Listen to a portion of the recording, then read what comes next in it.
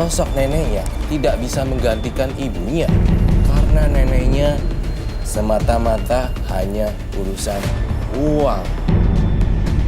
Mama mergokin bapak sama dia lagi berhubungan suami istri di rumah.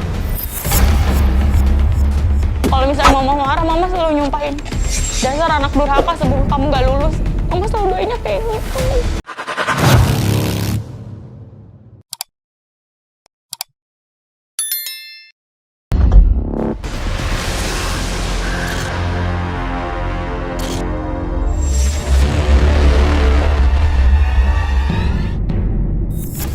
Intan Ayu Sundari, wanita cantik yang lahir di tanggal 15, memiliki ibu kandung yang sering menikah dan mempunyai ayah yang suka melakukan kekerasan rumah tangga. Menurut pengakuan Intan, ayah tirinya menjalani ritual ilmu hitam. Karma buruk apalagi? Dan sampai kapan karma buruk ini akan terjadi di hidupnya? Meli 15 dan bulan 7 di sini. Saya menggambarkan ayam hitam dan juga bisa kita sebutkan mungkin ayam cemani. Satu ekor ayam cemani dan ayam hitam. Ada kaitannya semuanya dengan Meli di sini. Dan saya melihat disia-siakan oleh ibu kandung. Dan kemudian saya menuliskan black magic, tidak dinafkahi oleh ayahnya sendiri. Ayahnya juga main perempuan. Saya melihat juga sosok nenek yang sangat berperan sekali pada Meli. Namun sangat sungguh disayangkan, ibunya tidak ada perannya. Saya menuliskan barat utara selatan, artinya pergi, kemudian tidak dinafkahi oleh ayah, dan main perempuan, dan kemudian diasuh oleh neneknya. Tapi kalau saya lihat di sini, sosok neneknya tidak bisa menggantikan ibunya karena neneknya semata-mata hanya urusan uang. Itu yang saya lihat, Meli. Mbak Meli, silakan diceritakan seperti apa kisahnya. Awalnya memang pernikahan ayah sama ibu itu tidak direstui sama nenek ibunya mama. Karena dia itu ngerti agama, tapi dia selalu menilai seseorang itu dari materi. Sedangkan bapak itu bukan orang yang berada. Jadi nenek kurang setuju kalau mama nikah sama bapak. Singkat cerita, mama sama bapak tetap nikah. Terus lahir saya, lahir adik. Itu awal kehancuran keluarga saya. Mama diancam kalau misalnya masih sama bapak nggak bakal dianggap anak lagi sama ibu. Bapak saya juga bingung harus gimana, mama juga takut durhaka. Konflik besar itu terjadi, mama sama bapak sering berantem depan saya. Kadang mama disiksa sama bapak, mungkin karena bapak juga tekanan kan. Setiap saya pulang sekolah, saya cuma ngelihat orang tua saya berantem. Kadang kalau berantem bapak sekarang jadi temperamental, kadang ngelempar mama pakai kopi panas gitu. Dia suka ngelempar-lempar barang gitu depan anaknya. Ibaratnya gimana sih kalau anak kecil ngelihat orang tua berantem tuh, itu rasanya miris gitu kan, sedih. Lama-kelamaan bapak jadi makin berubah. Gak mau nafkahin mama yang banting tulang cari uang. Mama jualan, serabutan, semuanya mama yang jalanin buat nafkahin saya sama adik. Sedangkan bapak malah pelariannya itu ke wanita. Pertama dia selingkuh sama saudara sendiri. Dia selingkuh sama saudara dari nenek bapaknya bapak. Bilangnya saudara, mau nengokin saudara, silaturahmi gitu. Tapi ternyata mama mergokin bapak sama dia lagi berhubungan suami istri di rumah saat mama lagi nyari nafkah buat saya sama adik. Mama udah nggak sanggup, mama pulang ke rumah nenek. Bapak malah kabur sama saudara yang selingkuhannya itu. Dia pergi beberapa tahun nggak pulang, nggak nafkahin kita. Akhirnya mama mengambil jalur untuk cerai sendiri, semuanya diurus sendiri karena dia pengen bebas gitu dari bapak. Setelah beberapa tahun bapak kembali. Bapak kembali menanyakan kenapa bercerai sepihak tanpa persetujuan bapak. Keluarga mama ngebalikin, kenapa kamu pergi sama selingkuhanmu?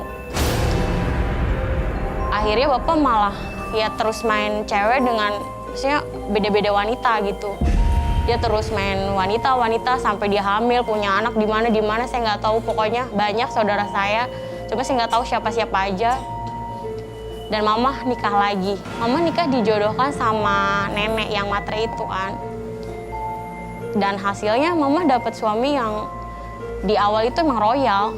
Pas udah nikah dia baru tahu belangnya kalau ternyata dia juga nggak punya apa-apa. Dan malah dia nggak bertanggung jawab. Nikah pun nikah siri, nggak mau nikah resmi. Dia juga yang suami kedua itu dia orang kayak bisa juga orang paranormal gitu kan. Bapak tiri yang kedua itu kabur, ninggalin utang banyak banget dan itu mama yang harus bayar semuanya. Dari situ mulai dia jadi frontal banget ke anak, dia jadi pemarah, dia jadi kasar. Mungkin karena tekanan hidup dia udah banyak, masalah dia juga udah banyak. Ya kita lah anak-anaknya pelampiasan. Sampai kadang makan sehari-hari aja diungkit-ungkit.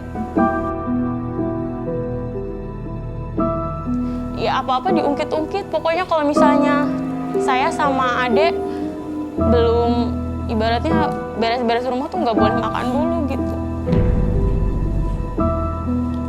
Waktu sekolah juga kan saya ada prestasi gitu kan. Namanya anak kalau ada prestasi pengen gitu. Orang tua bilang, oh selamat gitu kan. Atau gimana gitu. Ini nggak ada sama sekali. Malah mama, kalau misalnya mama marah, mama selalu nyumpahin. Dasar anak durhaka sebelum kamu nggak lulus. Mama selalu doainnya kayak gitu.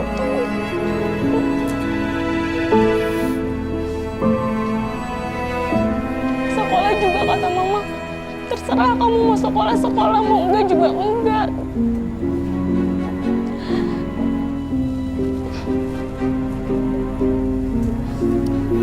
Kamu disumpahin atau dibilang anak durhaka apa memang pernah melakukan tindakan yang salah? Jadi mama itu udah terpengaruh sama nenek ibunya ya. Jadi dia kalau yang berhubungan sama bapak tuh dia benci. Kan saya anaknya bapak. Jadi dia sama saya kayak belik kasih gitu. Kayak benci, kayak kalau ngeliat saya tuh ngeliat bapak saya. Saya melihat Melly juga ada banyak yang suka sama dia. Dia cantik ya? Dia cantik sekali. Saya melihat dalam penerawangan saya, kamu cantik sekali dan berbakat dalam makeup beauty, beauty blogger ataupun berjualan atau berdagang di bidang kosmetik. Nah, Roy, saya mau nanya sekarang sama Roy. Ya, Apakah yang akan merubah nasib Melly, dirinya sendiri atau suaminya kelak? saya melihat di sini kamu yang akan merubah sendiri nasibnya. Dan saya melihat banyak perubahan baik kok. Apakah balas dendam secara manis pembuktian bahwa Melly itu memang bisa melakukan sesuatu buat keluarga akan terjadi? Terjadi. Saya ada melihat satu hal lagi yang kamu perlu koreksi. Saya melihat jamur dan tunggal. Jamur. Dan di sini saya kelembapan suhu udara yang kamu pakai harus berhati-hati. Maksudnya apa sih? Saya melihat dalam garis daerah sensitif bentuk V. Di situ kamu akibat kelelahan dan terlampau capek bekerja, saya juga melihat banyak ada masalah haid ya di sini. Oh, itu. Betul sekali, itu dia. Kamu harus concern tentang masalah ini. Apa sih yang masih ganjelan dari soal Melly itu? Apa kan udah keluar rumah nih? Apa kamu takut mama kamu jadi sakit-sakitan dengan suami baru atau gimana? Coba ceritakan. Iya, karena kekhawatiran saya sih mama itu dimanfaatkan sama suaminya yang terakhir. Dia juga kan punya anak, ada anak yang seumuran saya tapi agak di atas lagi. Dia itu udah terjerumus sama pergaulan bebas karena Ya sama, dia juga kan broken home gitu kan. Dia larinya ke free sex, obat, minuman. Ya itulah, Ini anak dari bapak yang sekarang. oh, buat makan gak ada, buat obat ada. Papa kandung memang terlibat sama alkohol ya. Kalau Roy lihat di sini ada bau alkohol ini mungkin menunjuk ke siapa sih? Iya, di sini saya melihat ayahnya sih. Bapak kan emang dia benar, cuma kan kurang direstui, jadi larinya ke wanita lain. Yang kedua itu karena nipu, dia ninggalin utang itu yang tadi, jadi dia pergi karena kan nikahnya juga siri. Yang ketiga dia kurang bertanggung jawab, dia udah nikah resmi, jadi nggak bertanggung jawab, jadi mama ngambil jalur yang pertama kayak sama bapak, dia ngerapah sendiri. Sekarang yang terakhir. Kok mamamu ketemu yang nggak pernah pas ya? Kenapa ya Roy? Karma. Atas dari Saya juga tuh. Ya, saya melihat di sini karma. Roy, ini Iya. kan Meli ditinggalkan sama nenek yang dia sayang nih, yang sakit. Ada hubungan nggak nih apa yang Meli harus lakukan biar mungkin rezekinya ke depannya lebih lancar, yang berhubungan dengan neneknya yang Meli disayang ya? Oke. Saya melihat di sini nenek kan sudah meninggal ya. Di sini saya juga melihat arwahnya juga sudah tenang di sana. Dan tapi saya ingin kamu berziarah juga ke makam nenek kamu. Dan kemudian saya melihat di sini, ya, saya melihat di sini adalah makanan yang berhubungan dengan ayam. Jadi saya merasakan bahwa jika kamu ada rezeki lebih, kamu beli beberapa makanan dan kemudian kamu sumbangkan kepada yatim piatu, makanan yang semua ini untuk lihat anak